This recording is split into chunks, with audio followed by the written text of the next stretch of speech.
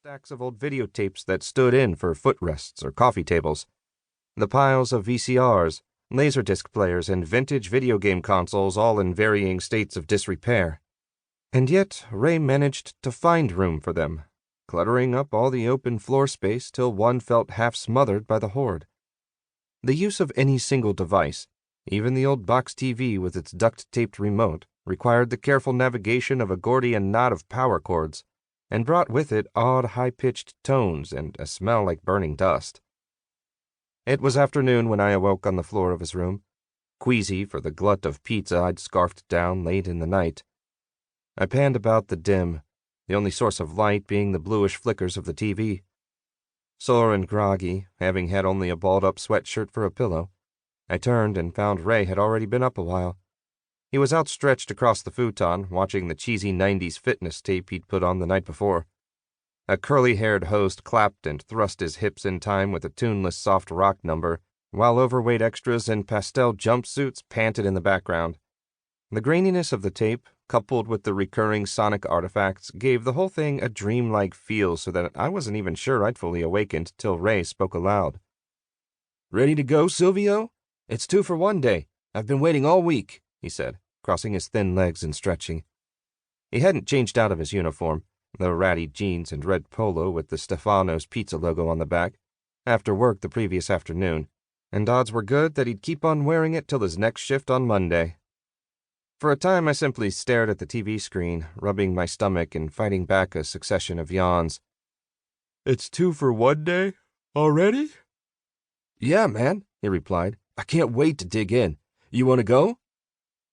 2 Fridays a month, the only remaining video store in our area, the old Spectrum Video nestled in the shop district downtown, offered a 2-for-1 promotion, and 2 Fridays a month, the two of us would spend an hour there, rummaging through piles of second-hand tapes in search of treasures and lugging home armfuls.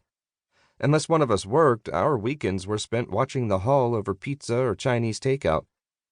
It was a nostalgic ritual of ours, a throwback to the sleepovers we'd had as elementary school kids in the mid-90s, and just about the only thing the two of us looked forward to from day to day. I rubbed the back of my neck, twisting this way and that to rid it of a niggling crick, then nodded. As a matter of fact, I'd love to, Mr. Ray. "Remember that comic shop we used to walk to after school back in junior high?" I asked. "Monarchs? That's the one.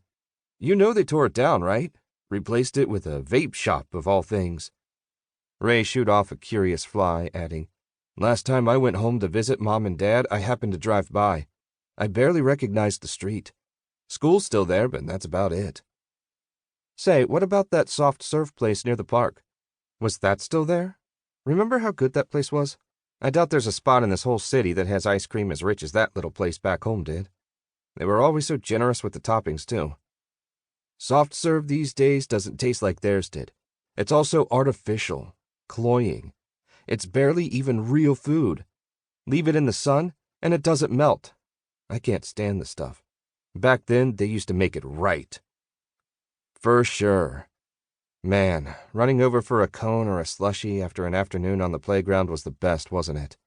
Ray nodded. "Pretty sure that place is gone, though. Unless I'm mistaken, it's a payday loan outfit now." "Huh. No kidding," I muttered, a little crestfallen. "That reminds me, last time I went back home I had to run to the grocery store on Westfield. Remember the video rental place near the freeway? And the shopping center? It'd been empty for a few years, but recently a chain salon moved in. It was so strange to see it that way. Whoever worked on the building cut a lot of corners. You could still tell where the tape return slot was." "Ah, yeah. Those were some good times. Everyone in town would stop in there on Friday or Saturday night. It was basically a local tradition." Ray motioned further down the street where the shops became more numerous and clusters of pedestrians began popping up. "At least we've still got Spectrum. I don't know what I'd do without it."